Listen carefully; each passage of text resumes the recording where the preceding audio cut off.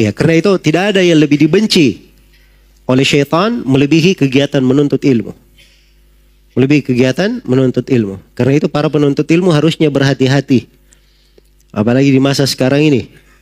Ini banyak fitnah terjadi. Mulai bagus belajar menuntut ilmu, tapi menjadi repot para penuntut ilmunya sering ribut-ribut. Ya. Nah, ini pekerjaan dari syaitan. Karena dia tidak suka ada orang yang apa? Belajar dan menuntut ilmu. Ya, karena itu di dalam Sahih Muslim dari hadits Jabir, Rasulullah sallallahu alaihi wasallam bersabda, "Inna syaitana qad ya'isa ayya'budahul musalluna fi jaziratil Arab, walakin bitahrish." Sungguhnya syaitan itu sudah putus asa diibadahi di tanah Arab. Tapi yang dia lakukan apa? Mengadu domba. Iya.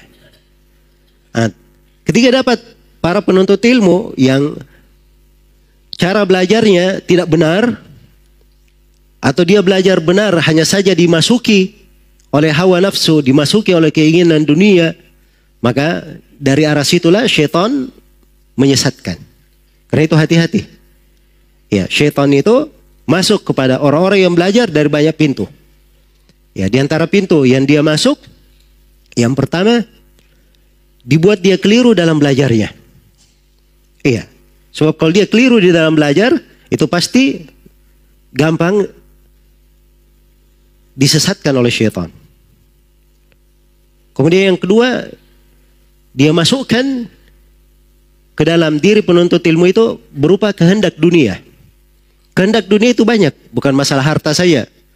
Kadang masalah kepemimpinan, ingin merasa dianggap yang paling diorangkan. Ya, dan ini penyakit banyak menimpa apa? Menimpa para penuntut ilmu. Karena itu ketika menyebutkan ayat di akhir surah Al-Qasas, watilkal jannah watilkad darul akhiratu naj'aluha lil ladzina la yuriduna uluwan fil ardi wala fasada. Ya, tilkad darul akhirah naj'aluha lil ladzina la yuriduna uluwan fil ardi wala fasada. Wal akibatu lil muttaqin. Itulah kehidupan negeri akhirat. Itulah surga kami jadikan bagi mereka yang tidak menghendaki ketinggian di atas muka bumi dan tidak menghendaki kerusakan. Kata Syekhul Islam, manusia terbagi 4. Manusia terbagi 4. Yang pertama, ada yang mereka ini tidak menghendaki ketinggian, tidak pula menghendaki kerusakan. Ini yang paling tinggi derajatnya. Inilah penduduk surga yang disebut di dalam ayat. Yang kedua, ada orang yang menghendaki ketinggian. Ya, luar biasa ya sebagian manusia ambisinya terhadap kepemimpinan. Ya. Ambisinya terhadap apa? Kepemimpinan. Ketinggian. Ingin diorangkan. Harus dia yang paling top, dia yang paling depan.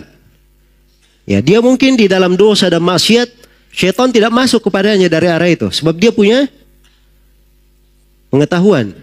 Iya. Karena itu dia tidak berbuat kerusakan.